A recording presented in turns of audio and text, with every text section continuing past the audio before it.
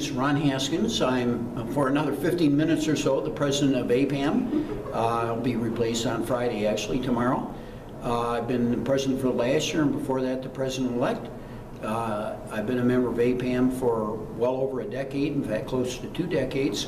And it's the finest nonprofit organization I've ever been associated with. I'm very proud to have been the president, and I'll be relieved not to be the president. For many years, I don't think I ever missed, I definitely never missed one of the conferences in Washington. I used, every other year we have a conference in Washington and in another city, and I went to almost all the conferences. And the main reason is that they're great papers. Of course, you always go to see colleagues and people that are other universities and think tanks and are not in Washington that I don't get to see on a regular basis. But the main reason is to hear the papers, and I have always been on panels as well, so I participate on the panels. Research, especially program evaluation, is really the heart of evidence-based policy, and evidence-based policy is more important now than it's ever been in the past. Especially the Obama administration, although the Bush administration did some fine work as well.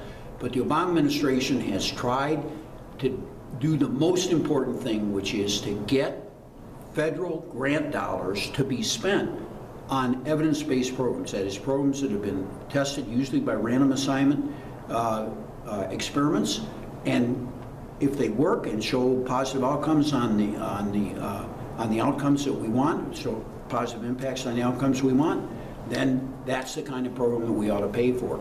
So this is really, I said last year, I had the opportunity as the president-elect to set the theme of our conference, and our theme was the golden age of evidence-based policy, and that's very similar to this year's theme, because evaluation is the heart of knowing what policies work. I have not been at a session yet. I think I have 5 sessions that I'm going to go to, but I can tell you one impression. We have been really intent on doing 2 things in the last several years. This is something that the leadership of APPAM is deeply committed to, and that is A, to get more students, and B, to have more diversity in the organization. And we have several activities in each category. I think our diversity attempts have changed quite a bit because now we're focused on students, so it fits with the first goal. We want to develop students and get them attached to APPAM, and especially students who represent diversity. So this year, for example, we just started a program, and I went to the program this morning. It was a wonderful program, and we gave 25 scholarships to students who represent diversity under their definition, and who are interested in making a career out of research or a think tank or maybe some practical application of social science research. So we had 25 students there this morning. We had a spectacular keynote speaker, Maya Shankar from the White House, and it was really, really a first-rate event.